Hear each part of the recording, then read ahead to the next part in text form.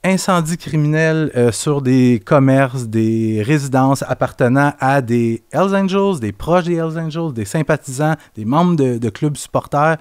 Ils ont incendié un repère d'un club-école des Hells Angels, des coups de feu sur des résidences, meurtre également, tentative de meurtre. Vraiment, tu sais, je disais, c'est Et lui, il est accusé de rien de ça, là, il est accusé de rien, il est recherché pour trafic de stupéfiants. Il est à la tête de ces crimes-là. Si exactement. Et lui, Dave Turmel, selon notre bureau d'enquête, qui, soit dit en passant, fait une solide job dans ce dossier-là. Sur ça, effectivement, on a des collègues qui ont travaillé beaucoup dans les derniers jours. Dave Turmel, lui, dirige un peu les opérations à partir du Portugal, en Europe.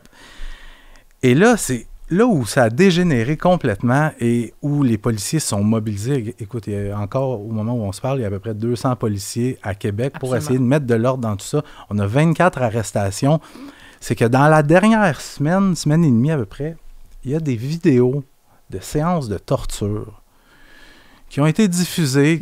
Oreilles coupées, des doigts, des orteils. Je les ai vus pas blurrés, pas brouillés. Pas la version diffusée en ligne, là. Ouais. Puis tu sais, j'ai un petit peu l'habitude d'images un peu dures à regarder.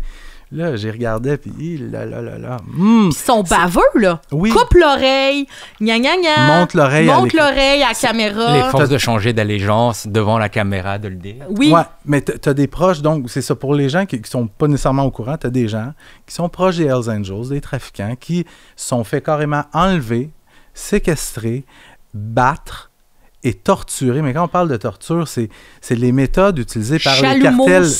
Sous le pied. Ça, c'est des méthodes barbares utilisées par les cartels mexicains de la drogue. Qu'est-ce qu'on parle? On parle de doigts coupés, on parle d'oreilles coupées, on parle d'orteils coupés. Et là, une récente vidéo là, qui vient d'être rendue publique, c'est avec une torche, un chalumeau en dessous du pied, avec un gars qui est attaché sur une chaise. Puis on se bidonne là, sur les vidéos. Là. Ça se bidonne là, de genre « j'espère que t'as appris ». Et là, les gens me demandent des fois « mais pourquoi là, tout d'un coup, là, on est rendu à 24 arrestations dans ces dossiers-là. Pourquoi tout d'un coup, il y a plein d'arrestations alors que ça fait 1 an que ça dure? » Ce qu'on me dit, c'est que Dave Turmel et sa gang, ils ont franchi la limite. Ouais. Ils ont franchi la limite en filmant des actes barbares et en publicisant leurs crimes violents. Eux autres, ce qu'ils ont fait là, c'était pour narguer les Hells Angels. C'était pour montrer, regardez ce qu'on est capable de faire. Puis c'était un peu rire au nez des policiers. Regardez ce qu'on est capable de faire, puis vous n'êtes pas capable de nous pogner. Mais ce que je trouve étonnant, puis Mickaël, tu me le diras, tu couvres beaucoup la justice. Les Hells Angels, là, eux, ils vont de façon détournée trouver une façon de passer leur message. Hein? Puis ils sont des fois arrêtés, judiciarisés pour ça. Là, ici, c'est pas eux qui commettent ces crimes-là. Mm-hmm. Non seulement la gang à Turmel déroge des règles établies là, de donner leur cote, mais en plus de ça, ils font des affronts, ils font des crimes sur eux. Oui, puis il y a bien des gens qui m'ont dit, mais c'est quoi, la police, es-tu en train de défendre les Hells Angels en arrêt? Parce que les arrestations, c'est essentiellement, la très vaste majorité, c'est des suspects qui sont liés à Dave Turmel. Pratiquement personne proche des Hells Angels qui ont été arrêtés, sinon aucun. Et moi, le commentaire que j'entends souvent, les policiers qui s'en vont défendre les Hells Angels, c'est pas ça qui arrive, tu sais. Prends le pire criminel. On a mettons, Leonardo Rizzuto, qui est co-chef de la mafia montréalaise. Quand il a été victime d'une tentative de meurtre sur l'autoroute 440 à Laval, ce crime-là est enquêté, même si Leonardo Rizzuto est soupçonné d'avoir trempé dans plein de contrats de meurtre. Mais c'est super important que ça soit enquêté, parce que ces criminels-là nous montrent qu'ils n'ont aucun jugement, là, qu'ils font n'importe quoi. Puis moi, sincèrement, ça m'inquiète. Je trouve ça dangereux. Tu roules ça à 440, toi, tu t'en vas à Fruiterie, là, 440, là. Puis t'as quelqu'un à côté de toi, là, qui se met à tirer des balles, là. Des victimes collatérales, on en a vu. Il y aurait pu avoir des drames. Là. On l'a vu pendant la guerre des motards avec le jeune Desrochers. Avec ça. Mais une question que j'ai pour toi, c'est ils arrêtent pour le moment tous les complices de Turmel. Lui, il est au Portugal. il s'en lave les mains. C'est pas lui qui a les mains sales pour le moment. Est-ce que les gens vont continuer à le suivre en se disant c'est quelqu'un à l'étranger qui nous donne des ordres de faire le sale boulot, c'est nous qui nous risquons de nous faire arrêter, d'aller au pénitencier pour 15 ans, puis lui, il se la coule douce sur la plage au Portugal? C'est là qu'on va voir à quel point il y a de l'emprise sur sa gang. Il faut comprendre, la plupart des gens qui ont été arrêtés, c'est pas des criminels de carrière, là. C'est pas des criminels de carrière, c'est souvent des jeunes début vingtaine, on en a vu beaucoup. Il y avait des femmes aussi dans Oui, il y a l'eau. des femmes. Fait que, reste à voir. Puis tu sais, ce qu'on nous dit, c'est qu'il y a déjà de ces gens-là qui ont été arrêtés qui se sont déjà mis à parler aux policiers. Fait que si on se met à parler aux policiers, ça veut dire justement que tu n'as pas beaucoup d'expérience dans le monde criminel. Mais Dave Turmel, moi, la vraie question, c'est qu'est-ce qui va arriver à Dave Turmel? Moi, j'ai bien hâte de voir pour les prochains mois, est-ce que c'est la police qui va l'attraper en premier? Ou les Hells Angels. Est-ce que c'est les Hells? Ou il va juste se faire oublier, s'en aller dans un autre pays? Ou une autre option, ça serait qu'il revienne au Québec et qu'il fasse face à la musique. Mais moi, ce qu'on me dit, par exemple, moi, je misais peut-être sur le fait que les Hells Angels vont le retrouver en premier parce que les Hells Angels ont un chapitre au Portugal. Ils savent déjà où il est. Il n'y a pas eu une tentative de négociation, oui, de discussion. Exactement. Mais ce qu'on me dit, par exemple, c'est qu'au Portugal, ils sont en train de vivre leur propre opération Shark, plein d'opérations policières qui ciblent les Hells Angels. Fait que ça va être un dossier à suivre, un dossier extrêmement intéressant. Absolument.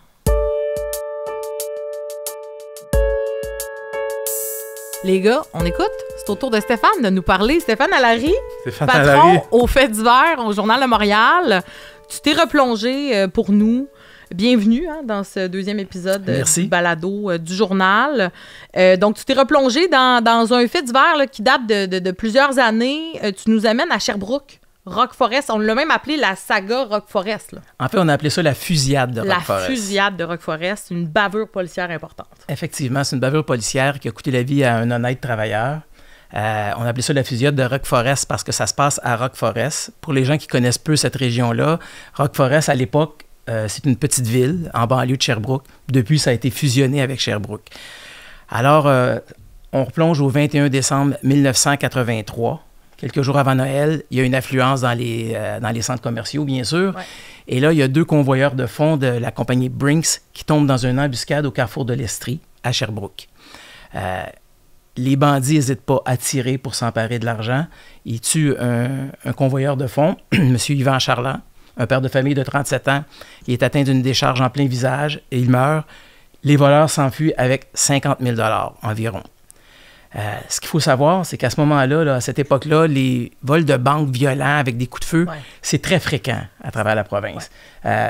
Mon ancien collègue Serge Labrosse, qui a déjà couvert en fait la fusillade de Rock Forest, comparait ça un peu à un épisode comme si c'était le Far West. Okay.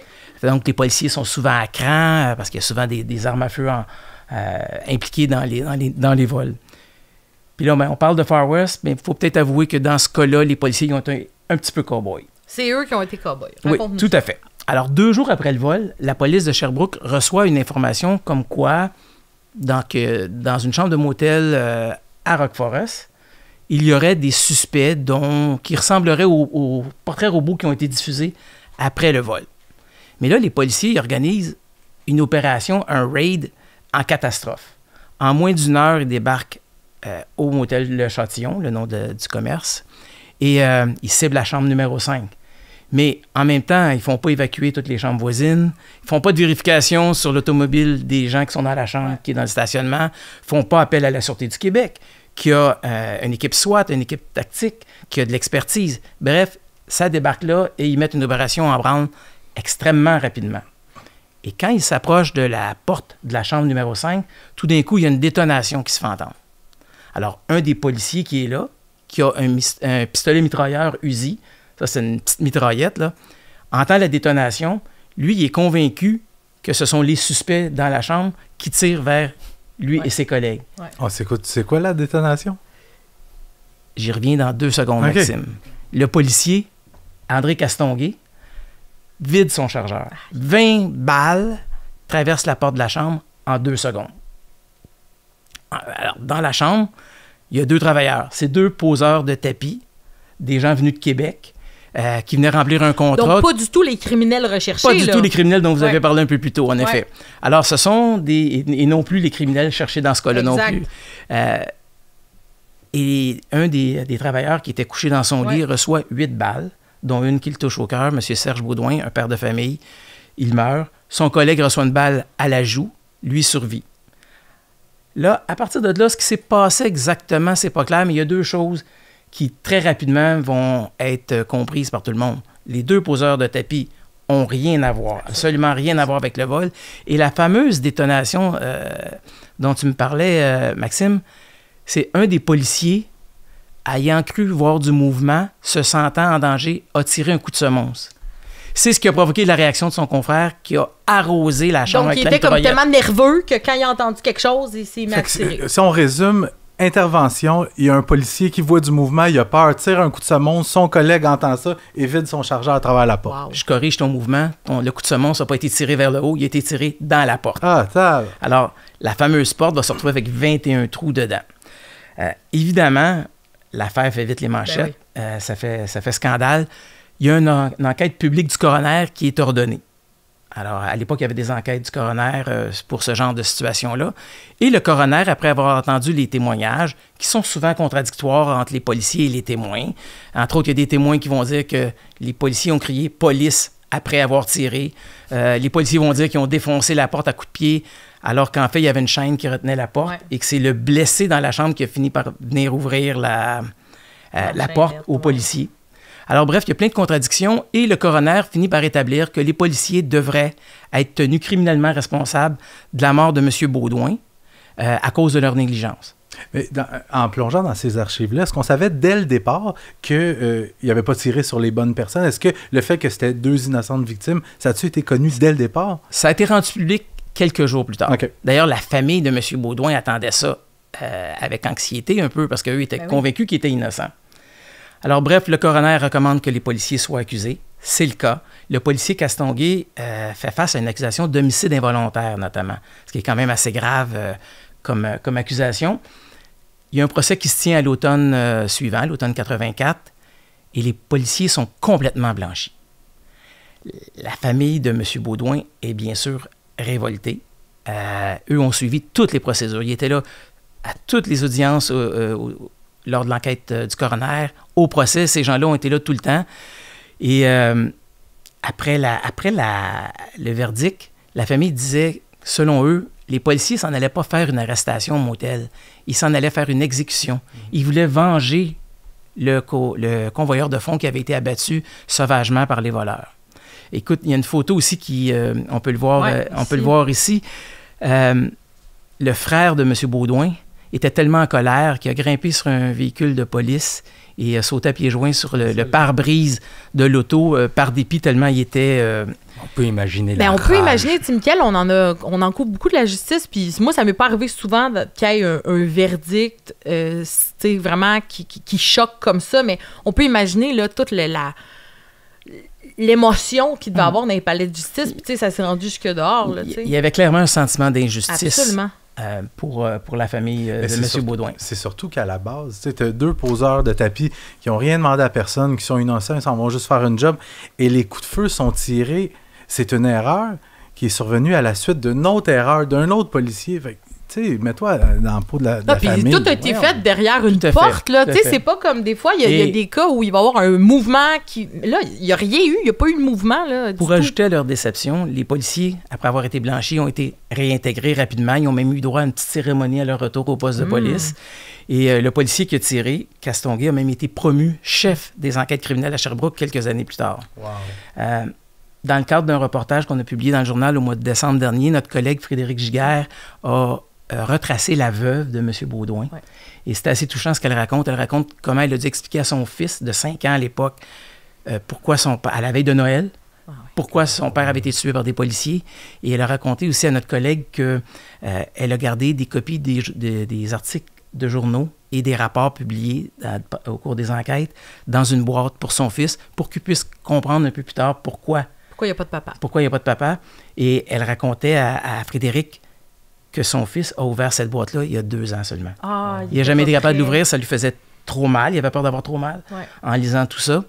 Et, son fils qui est un adulte aujourd'hui en plus. Là. Et le policier Castonguay, quelques années avant sa mort, en 2019, a donné une entrevue à Radio-Canada où il disait avoir des regrets, bien sûr, pour ce qui s'est passé, mais ne s'être jamais senti coupable parce qu'il avait vraiment eu peur pour sa vie, il croyait à l'époque seulement défendre ses confrères.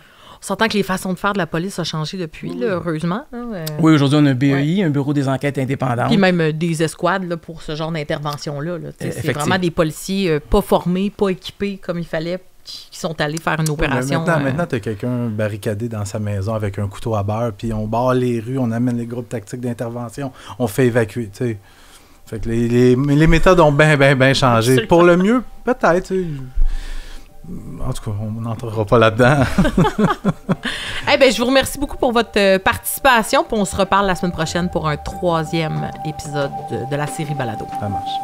Tous les articles discutés dans le Balado sont disponibles au www.journaldemontréal.com.